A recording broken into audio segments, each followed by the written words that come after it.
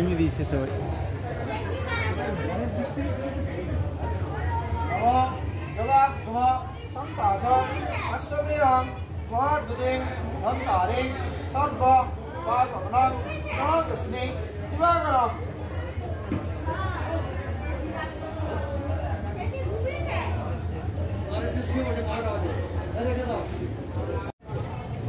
এবার আমাদের 49তম আমাদের এবারের পরিকল্পনাতে আমরা লকডাউনের পর থেকে তো গ্রামীণ পরিস্থিতিতে সবাই খুব কণ্ঠাসহায় পড়ে, তার জন্যে আর্থিক দিক থেকে পিছিয়ে পড়া মানুষদেরকে আমরা সাহায্য করেছিলাম ক্লাব থেকে। সমস্ত আমরা বড়ো ছোটো গরিব বা এইসব দেখি না, ইচ এন্ড এভরি সবাইকে আমরা সাহায্য করেছি। আর এরপরে যে হচ্ছে আমরা একটা টাকা ফান্ডিং করছি, মানে এতে আমরা সেভাবে চাঁদাপত্র সেভাবে করছি তুলিনি, কিন্তু ক্লাবের নিজস্ব একটা ফান্ড, ক্লাবের মানে অনেকেই স্বেচ্ছায় কিছু দিয়েছে, যেটা আমরা আগামী দিনে যেটা বলেওছি চারিদিকে যে করোনা ভ্যাকসিন যদি আগামী দিনে আসে ওর একটা মূল্য অনেক বেশি হয় হয়তো, কিন্তু সেটা হয়তো অনেকের কাছে নেওয়ার সামর্থ্য কম হবে। সেই সব পরিবারের সব ছেলে মেয়েদেরকে যাতে অন্তত 50% আমরা ভর্তুকি দিয়ে তাদের ভ্যাকসিনটা দেওয়াতে পারি, এই জন্য আমরা একটা ফান্ডিং করছি।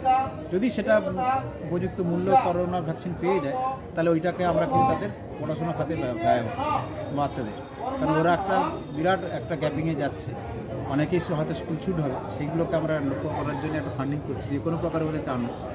তার জন্য পুজোটাকে আমরা একদম খুব সীমিতভাবেই এবছর করেছি, যে প্রত্যেক বছর আমরা নানারকম নূতনত্ব রাখি থাকি। এবছর আমাদের একটাই মেসেজ যে সবাই আমরা যেন আবার সুস্থ হয়ে আগামী দিনে আমরা করোনাটাকে একদম মাথার মধ্যে আমাদের না থাকি, আমরা যেমন স্বাভাবিক ছিল সেরকমই আমরা যেন চলতে পারি, এইভাবে মানুষের পাশে আমরা দাঁড়াতে চাই। যার জন্য আমাদের পুজোটাকে মায়ের পুজো করার জন্য যতটুকু আমাদের নিয়ম নিষ্ঠা মেনে করার দরকার ততটুকুই আমরা করছি। আড়ম্বরিতার মধ্যে এবছর একদমই যায়নি, কারণ আমাদের মানসিক দিক থেকে কেউ সুস্থ নেই। যারা হয়তো আমরা সরকারি চাকরি করি আমরা হয়তো বেতন পাই, কিন্তু এই বেতনটাও পাচ্ছি যেটা সেটা আমাদের কিন্তু একটু কুণ্ঠাবোধ হচ্ছে। দিনের পর দিন এটা আজকে 8 মাস হতে চললো আমরা পাচ্ছি, কিন্তু এটাও খুব খারাপ লাগছে। যার জন্য আমি ব্যক্তিগতভাবে আমি বিভিন্নভাবে প্রত্যেক মাসে একটা ফান্ড মানে বাজেট করেছি, এটাকে আমি বিভিন্নভাবে খরচ করি। সেটা স্কুলের বাচ্চাদের করি, স্কুলে পড়ার বাচ্চাদের করি, নিজের করি, এটা করছি। সবাইকে একটা আমাদের ইয়ের মধ্যেই আসছে যে কিছু করতেই হবে ক্লাবের তো অস্তিত্ব যদি রাখতে হয় তাহলে আগামী জেনারেশনকে আমাদের সুস্থ রাখতে হবে। আর মায়ের পুজো তবেই কিন্তু আগামী দিনে আরও স্বাভাবিকভাবে আরও চলবে এবং আরও ধুমধামের সঙ্গেই হবে। আর আপনাদের সহযোগিতা সবারই আশা করি পাবো। দিনের পর দিন মণ্ডপে প্রতিবার দর্শনে এলে কী কী ব্যবস্থা রেখেছি? আমরা স্যানিটাইজার তো মানে দিচ্ছি, যাদের মুখে মাস্ক নেই তাদেরকে আমরা মাস্কও দিচ্ছি। এবার স্যানিটাইজার আমরা রেখেছি, আর সবাইকে আমরা ফাঁকা হয়, আপনি দেখতে পাচ্ছেন প্যান্ডেলটা আমরা সেভাবেই তৈরি করেছি, ফাঁকাই করেছি যাতে না কেউ মানে এক জায়গায় ভিড়ভাড়টা হতে পারে। আর মেসেজ বলতে আমরা এখানে কিছু পোস্টার টাঙিয়েছিলাম এর আগে, মানে আমরা দুর্গাপুজোর সময় থেকে আমরা কিছু করেছিলাম, সেগুলো দুর্গাপুজো বলে আমরা প্রিন্ট করেছিলাম, যার জন্য কালী পুজো করতে পারি। কিন্তু আমাদের পাড়াটাকে আমরা কিন্তু আমাদের মতো করে কিন্তু আমাদের কালী পুজো বা কালী মণ্ডপ দেখার জন্য বহু দূর দূরান্ত থেকে মানুষ আসছে, এবছর সেটা আসতে পারছে না এবং অনেকটা মণ্ডপ বা প্রতিমা অনেকটাই বাজেট কমেছে।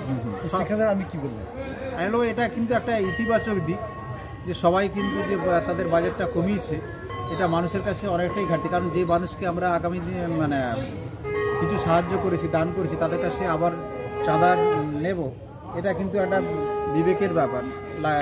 তাই জন্য আমার মনে হয় সমস্ত ক্লাবই একটা ভেবেছে যে এইভাবে পুজোর বাজেটটা কমিয়ে আগামী দিনে যাতে আরও ভালো করতে পারে, তার জন্য কিন্তু এটাই একটা ব্রেক দরকার আছে। আমার তো মনে হয় আমাদের এই ব্রেকটা দরকার ছিল, সেটা হয়তো খারাপভাবেই এসছে, কিন্তু এই ব্রেকটা দরকার ছিল যাতে আগামী দিনে আরও ভালো হয়। তার জন্য সমস্ত ক্লাবই উদ্যোগ হয়েছে, যার সমস্ত ক্লাবকে সাধুবাদ জানাই। আর মানুষদেরও আমি দেখেছি, মানুষরা দেখেছি খুব সচেতন, তারাও কিন্তু অনেকটাই কম বেরোচ্ছে এবং যেগুলো বেরোচ্ছে তারা কিন্তু উপযুক্ত নিয়মকানুন মেনেই বেরোচ্ছে, যার জন্য আমরা আশা করি হলদিয়াটা অনেকটাই সেফ আছে। আমার নাম শোভন দাস, সভাপতি।